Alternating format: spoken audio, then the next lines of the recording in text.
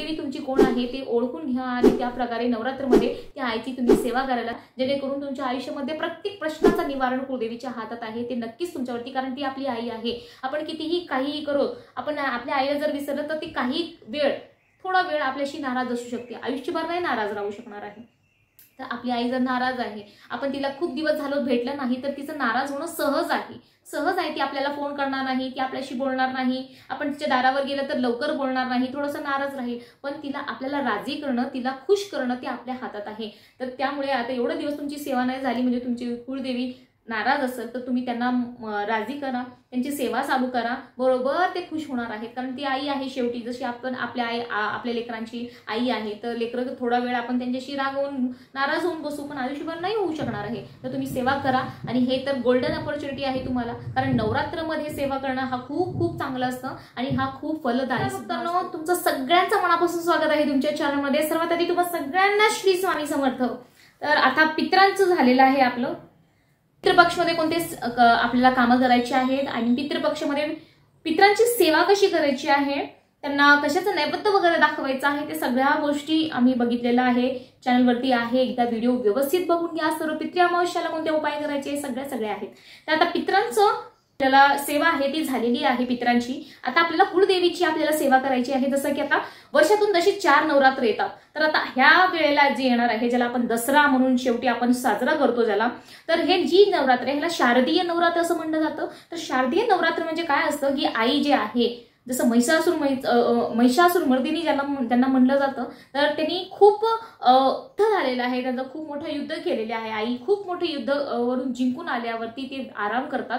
म्हणजे ही जी नवरात्र आहे त्यामुळे साजरा केली जाते. आणि त्यानंतर ह्या नवरात्रामध्ये आपल्याला कोणती सेवा करायची आहे, सेवा तर आई ह्या वेळेला जसं की आपण गणपतीची सेवा करत असतो गणपतीमध्ये, आणि श्रावणमध्ये महादेवांची सेवा केली जाते. तर त्या काळामध्ये सेवा केली जाते, जेणेकरून त्या काळामध्ये त्या वेळेमध्ये त्या मुहूर्तामध्ये ते देव जागृत असतं. खूप त्यांचं जे पॉवर आहे खूप कामी येतो, पॉवरफुल देव ते म्हणून ते काम. कारण त्या वेळेला कसं आता चतुर्मासमध्ये काय आहे, आपले भगवान विष्णू जे आहे, जे भगवान विष्णू आहे ते गेलेले आहेत निद्रामध्ये गेलेले आहे. ते निद्रामध्ये गेल्यावरती 4 महिने कोणते देव सांभाळणार आहेत, हे आपलं जे पृथ्वी आहे, पूर्ण संसार आहे, कोण सांभाळणार आहे. तर जसं देवशयनी एकादशी म्हणजे देव शयनला गेलेले आहे, म्हणजे झोपायला गेले आहे. त्यानंतर आपलं जसं की हे ऋषीपंचमी आली आपली, त्यानंतर गुरुपौर्णिमा आली, त्यानंतर आपलं जसं श्रावण आहे ते झालं एका पाठो एक. त्यानंतर गणपती आले, गौरी माता आली, त्यानंतर आता पित्र वगैरे आले. म्हणजे सगळ्यांना वाटून दिलेलं आहे की ह्या वेळेला तुम्हाला काय करायचं आहे, पृथ्वीचा कारभार सांभाळायचा आहे. जेव्हा की विष्णू भगवान, कारण विष्णू भगवान कारभार सांभाळतात. ब्रह्मा जे देव आहे ते रचना करतात, ब्रह्मा विष्णू महेश. ब्रह्मा रचना करतात, विष्णू काय करतात, त्याला सांभाळतात, पूर्ण त्याची कार्यरचना पाहतात. आणि जे महेश्वर आहे म्हणजे जे आपले रुद्रदेव यानी की जे भगवान शंकर आहे त्या नाश करतात. ते कालभैरव ज्यांना म्हणलं जातं, काळाचे देव आहे ते असं. तर जे सांभाळणारे देव आहे ते झोपायला गेलेले आहेत, तर आता ह्यांना दिलेली आहे. तर आता आईची बारी आहे, आपली कुळदेवीची बारी आहे. तर आई म्हणजे सांगायचं तात्पर्य की ज्या त्या काळामध्ये ज्या त्या देवांची जर सेवा केली गेली तर आपल्याला फळप्राप्ती जास्त होते. श्रावणमध्ये म्हणून जे वर्षभर श्रावणमध्ये कधी करत नाही, पण ते श्रावणमध्ये भगवान शंकराची पूजा नक्कीच करतात का, कारण की तेव्हा त्या देवांची जी शक्ती आहे ते पॉवरफुल असते, जागृत असतात त्यावेळेला त्या देव. आणि ज्या वेळेला ते देव जागृत असतात, त्यांची जास्त पॉवरफुल असतात, त्यावेळेला आपण त्यांची जेव्हा सेवा केली तर ते प्रसन्न होतात आणि आपली इच्छा पूर्ण करतात. आपल्या संसारामध्ये जे दुःख आहे, तुमच्या खूप मेहनत करून पण तुम्हाला एखादी गोष्ट भेटत नाही आहे, विवाह असो, संतती असो, कोणत्याही गोष्टी असो, तर त्यासाठी त्या देवाकडून तुम्ही जर मागणी केला तर ते नक्कीच तुमची मनोकामना पूर्ण होतात. त्यामुळे आपण ज्या त्या देवामध्ये ज्या त्या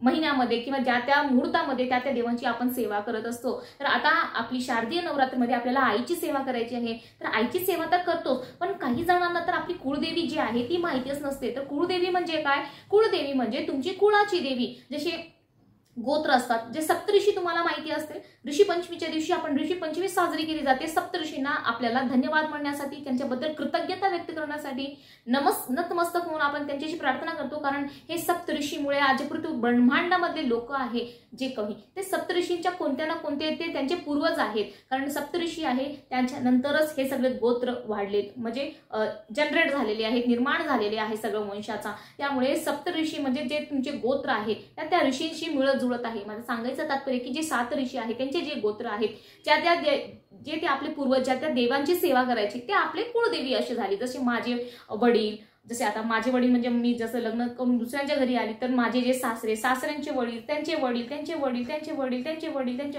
अशी जी पिढ्यानपिढी जे आहे ज्या देवांची सेवा करत आहेत तीच आपली कुळदेवी.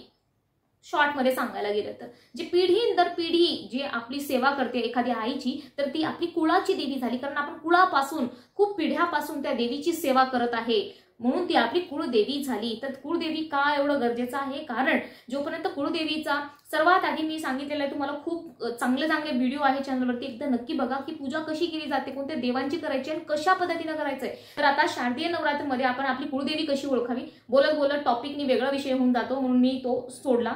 सगळ्या गोष्टी आपण एका व्हिडिओमध्ये कव्हर करू शकत नाही. व्हिडिओ चॅनलवरती खूप व्हिडिओ आहे, तुम्ही एक एक करून सगळं बघा, तुम्हाला सगळ्या गोष्टी माहिती पडणार आहे. तर त्यामुळे कुळदेवी गरजेचं आहे. कारण जोपर्यंत आपली कुळदेवीची जसं पितरांचा असतो ना, पितरच्या आशीर्वादाशिवाय आपल्याला देवांचा आणि गुरूंचा आशीर्वाद भेटत नाही, तसंच पितरांच्या नंतर कुळदेवीचा नंबर येतो. कुळदेवी सुद्धा स्वतः म्हणतात, म्हणूनच पितरा पक्ष झाल्यानंतर नवरात्र येतं. कारण आई कुळदेवी जी आहे किंवा आई आपली जे भगवती आहे ते स्वतः म्हणतात की माझी पूजा करण्याआधी तुम्ही पितरांची सेवा करा. म्हणून पितृपक्ष झाल्यानंतर आईचं सण येतो जे नवरात्र असतो. त्यामुळे पितरच्या नंतर जे येते ते कुळदेवीचा मान येतो. देव सुद्धा म्हणतात की जर तुमची कुळदेवी तुमच्यासोबत नाराज असतील तर तुम्ही कितीही गुरु सेवा करा, कितीही देवांची भक्ती करा, काहीच होणार नाही. आता कुळदेवी जर कोपली आहे तुमच्यावरती तर त्याचे काय लक्षण असतात, जसं की तुम्हाला कसं कळणार आहे की तुमची कुळदेवी नाराज आहे, तसं कुळदेवी नाराज व्हायचा आणि पितर जे नाराज आहे, जर पितरांचा कोप असला तुमच्यावरती आणि कुळदेवीचा कोप असला तर दोन्ही जे सिम्पटम्स आहेत ते समानच आहे. म्हणजे दोन्हीमध्ये तुम्हाला ते जे लक्षण आहे ते दिसून येणार आहे. जसे की कुळाचं वाढ न होणे, किती लोकांना जे महिला भगिनी आहेत त्यांना गर्भधारण करण्यामध्ये प्रॉब्लेम होतो, कन्सिव्हिंग मध्ये प्रॉब्लेम होतो. तर ते काय असतं की आपली कुळदेवी नाराज असल्यामुळे आपल्या कुळाचा विस्तार होऊ शकत नाही. त्यामुळे कारण ते आपली जी कुळाची देवी आहे ती नाराज आहे म्हणून आपला कुळ वाढत नाही, आपलं जे वंश आहे ते वाढत नाही. वंश वाढलावी असेल तर तो कुठं ना कुठं जर काही त्यांना ज्या मूल जन्माला आल्यानंतर त्यांना काहीतरी व्याधी असल्या असतात, अपंग आहे किंवा काहीतरी प्रॉब्लेम आहे तर त्या मागेही कुळदेवीचा कोप असतो. त्यानंतर तुमच्या घरामध्ये जर नवरा बायकोशी सतत भांडण वादविवाद होत आहे म्हणजे तुमच्या कुळामध्ये, तुमच्या संसारामध्ये, इन शॉर्ट मध्ये सांगायला गेलं तर सांसारिक प्रपंचामध्ये तुम्हाला खूप जास्त तुम्हाला द्वेष म्हणा, मतभेद म्हणा किंवा लाईफमध्ये सक्सेस न भेटणं म्हणजे सांसारिक ह्याच्यामध्ये कोणाशी रिलेशन चांगलं नसणं हा कुळदेवीचे कोपाचा सर्वात मोठा लक्षण आहे. कुळदेवी म्हणजे आपल्या कुळामध्ये जे काही प्रॉब्लेम होतो, बहिणी भावाचं नाही जमत आहे, भावाचं नाही जमत आहे, आई लेकराचं नाही जमत आहे. तर किती घरामध्ये आहे की जे मुलं आहेत किंवा मुली आहेत आईचं अजिबात ऐकत नाही, वडिलांचा अजिबात ऐकत नाही. म्हणजे कुळदेवीचा काही ना काही कोप असतो. त्यामुळे आपल्या संसारामध्ये, आपल्या म्हणजे संसार म्हणजे आपले जे घर संसार आहे त्याच्यामध्ये, आपल्या घर प्रपंचामध्ये जे आहे ते असे मतभेद होतात, आपल्या कोणत्याच कामी मार्ग लागत नाही. आपले संबंध आपल्या नवरा बायकोशी असो किंवा सगळ्यांशी, मुला लेकरांशी असो, भावाशी असो, बहिणाशी असो, काय असतं की रिलेशन बिघडलेले असतात, कुळाचा वाढ होत नाही, कोणत्याही प्रकारचे तुमचे चांगले कामं होत नाही, सगळ्या कामामध्ये अडथळा निर्माण होतो. अशा सगळ्याच गोष्टींमध्ये कुळदेवीचा कोप मानला जातं. तुमच्यामध्ये ह्यामध्ये काहीही जर प्रॉब्लेम असतं, काहीही असलं तर तुम्ही काय करायचं आहे, तुम्हाला की कुळदेवीची सेवा करायची आहे. तर सर्वात आधी कुळदेवी कसं जाणून घ्यायचं आहे, तर कुळदेवी जाणण्यासाठी मी आधी व्हिडिओ बनवलेला आहे, ते तुम्ही बघा. तर नाही बनवलं तरी पण मी सांगून देते परत. हे दुसरं म्हणजे कुळदेवी कसं आपल्याला ओळखायची आहे. तर कुळदेवी ओळखायला सर्वात आधी खूप जास्त आपल्याला एकतर मंगळवारचा उपवास करावा लागतो.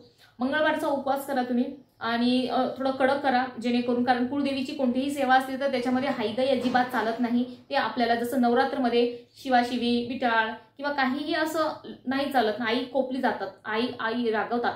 म्हणजे कुठं ना कुठं आपलं जे कुळाचार आहे आपल्याला पाळावं लागतं. रोज तुम्ही सर्वात कुळाचार म्हणजे काय आहे की आपल्याला रोज आईची सेवा करायची असते. ते कशी करायची असते, रोज आपल्याला दुर्गा सप्तशतीचा 2 अध्याय आपल्याला वाचायचं असतं आणि तुम्ही जर शक्य झालं तर रोज कुंकुमार्चन करा आईच्या मूर्तीवर किंवा तुमच्याकडे जर श्रीयंत्र आहे त्याच्यावरती तुम्ही कुंकुमार्चन करा. आता कुळदेवी ओळखण्यासाठी तुम्हाला मंगळवारचा उपवास करावा लागणार आहे.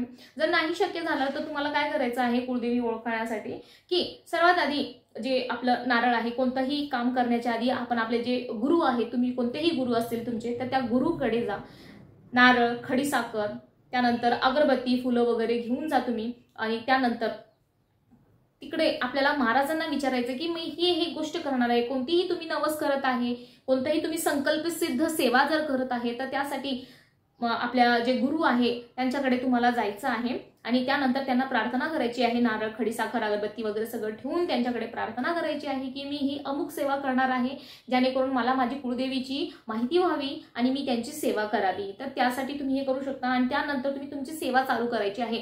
जसं दुर्गा सप्तशती जी आहे ती असं नाही आहे की तुमची जर कुळदेवी तुळजाभवानी आहे तर तुम्ही हा दुर्गा सप्तशतीचा पाठ नाही करू शकत, असं नाहीये. कुळदेवी कोणतीही असो, ते प्रत्येक कुळदेवीसाठी हा दुर्गा सप्तशतीचा पाठ केला जातो. पण कुळदेवीचा विषय काय येतो की मग आपल्याला कुळदेवी का जाणणे गरजेचं आहे की जर तुम्हाला तुमची कुळदेवी कळाली तर तुम्ही त्या कुळदेवीच्या नावाने तुम्ही पूजा करणार आहे, त्यांचं नाव स्मरण करून तुम्हाला ती पूजा करायची आहे. दुर्गा सप्तशतीचा जर तुम्ही पाठ केला आहे तर माझी आई, जसे माझी कुळदेवी तुळजाभवानी आहे तर मी अंबे मात की जय, तुळजाभवानी माता की जय म्हणून मी कुळदेवीचा पाठ तो सुरू करणार आहे. त्यानंतर जे कुंकुमार्चन येतो तर कुंकुमार्चन पण तुमच्याकडे जर मूर्ती असेल तर तुम्ही मूर्ती, फोटो किंवा श्रीगंध आहे त्याच्यावरती तुम्ही कुंकुमार्चन करू शकता. आता जसं तुमच्याकडे मूर्ती आहे तर आता तुळजाभवानी तुमची आई आहे कुळदेवी तर तुम्ही त्यांच्या मूर्तीवर करा, सप्तशृंगी आई आहे तर तुम्ही त्यांच्या मूर्तीवर करा. त्यामुळे कुळदेवी जाणणं, कारण आपल्याकडून त्या देवीची उपासना व्हायला पाहिजे म्हणून कुळदेवी जाणणं हा गरजेचा असतो. त्यामुळे आपल्याला काय करायचंय की दुर्गा सप्तशतीचा तुम्ही पाठ करा. रोज पाठ केलं तर रोज चालेल, तुम्हाला जसं यथाशक्य झालं त्या वेळेला तुम्ही ते पाठ करू शकता. पण देवांना हे करून घ्यायचं आहे आपल्याला महाराजाकडून की नाही बाबा मला मी ह्या सेवा चालू करणार आहे, कारण गुरुनं साक्षी ठेवून आपल्याला ते सेवा करायची आहे.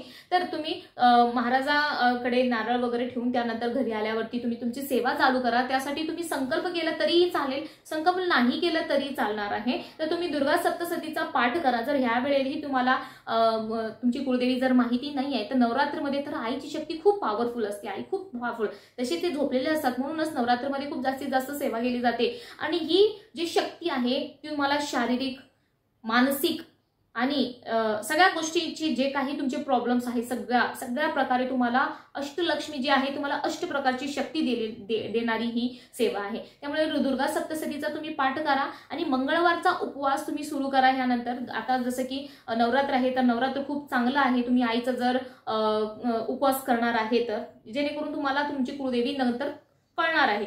कदाचित ह्या नवरात्रामध्येच तुम्हाला तुमची कुळदेवी कळू शकते, असं काही नाही, तुमची ते भक्ती भावनेवरती ते डिपेंड करतो. तर तुम्ही मंगळवारचा उपवास करा, नवरात्रापासून सुरुवात करा त्याची. मंगळवारचा उपवास करायचा आहे तुम्हाला, असे 5 मंगळवार करायचं आहे. आणि त्यानंतर तुम्हाला काय करायचं आहे की दुर्गा सप्तशतीचा जेवढं झालं तुम्हाला तेवढं तुम्ही पाठ करा, सेवा करा, कुंकुमार्चन करा. कुळदेवी स्तोत्र म्हणून दिलेले आहे नित्यपुस्तिकामध्ये, जेवढं कुळदेवीचं सेवा आहे तुम्ही तेवढ्या सेवा करा. आणि त्यानंतर कुठं ना कुठं, कसं ना कसं, कोणत्या ना कोणत्या रूपामध्ये तुम्हाला नक्कीच आता हे सेवा मंगळवारचा उपवास ज्या तुम्ही करणार ज्या दिवशी, तर तुम्ही बाहेरचं अन्न कोणाचं घेऊ नका. ब्रह्मचर्य, तर उपवासाच्या दिवशी आपण ब्रह्मचर्य पाळलेलाच असतो, पाळायलाच पाहिजे. आणि स्पेशली आईचं जे कोणते व्रत असतात ते कडक, म्हणजे त्याच्यामध्ये कुठं ना कुठं कडकपणा असायला पाहिजे, म्हणजे उपवास कडक असायला पाहिजे. कुठंही हाईघाई नाही करायची, आपल्याला बाहेरचं कुठं नाही खायचं आहे. आणि त्यानंतर ब्रह्मचर्य पाळायचं आहे. आणि ज्या दिवशी तुम्ही मंगळवारी उपवास करता त्या दिवशी जेव्हा तुम्ही झोपता तेव्हा मंदिराकडे, तुमचं जे देवघर आहे त्या देवघराकडे डोकं ठेवून तुम्ही झोपा. नक्कीच तुम्हाला कुळदेवी माहिती पडणार आहे. 5 मंगळवारच्या आतच, 5 मंगळवार तर ठीक आहे एरवी, पण आता नवरात्र जर चालू झाली आहे तर नवरात्रमध्ये तुम्ही ह्या दुर्गा सप्तशतीचा पाठ करा, कुळदेवीची सेवा करा बघा तुमच्या स्वप्नामध्ये. आणि ह्या नवरात्रीपासून तुम्ही उपवास करा. आणि त्यानंतर जे तुमचं घरातलं मंदिर आहे तिकडं तुम्ही देवाराकडे डोकं करून तुम्ही झोपा. तुमच्या स्वप्नात तरी येणार आहे, नाहीतर कोणीतरी काहीतरी म्हणणार की बाबा मी तुळजापूरला जाणार आहे, कारण नवरात्रीमध्ये खूप जण तुळजापूरच्या आईला भेटायला जातात.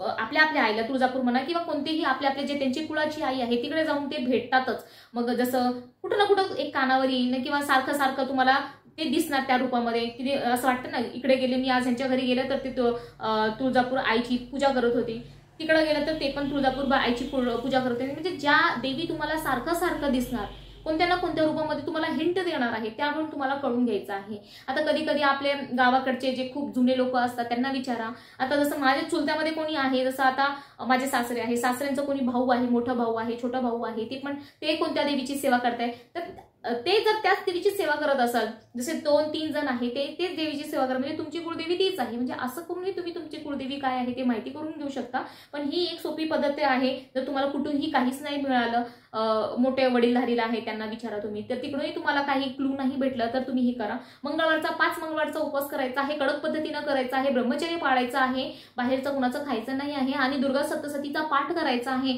आणि रात्री झोपताना तुमचं जे घरातलं मंदिर आहे तिकडे आपलं डोकं करून आपल्याला ठेवायचं आहे. कोणत्या ना कोणत्या रूपामध्ये तुम्हाला आई दर्शन देणार आहेत.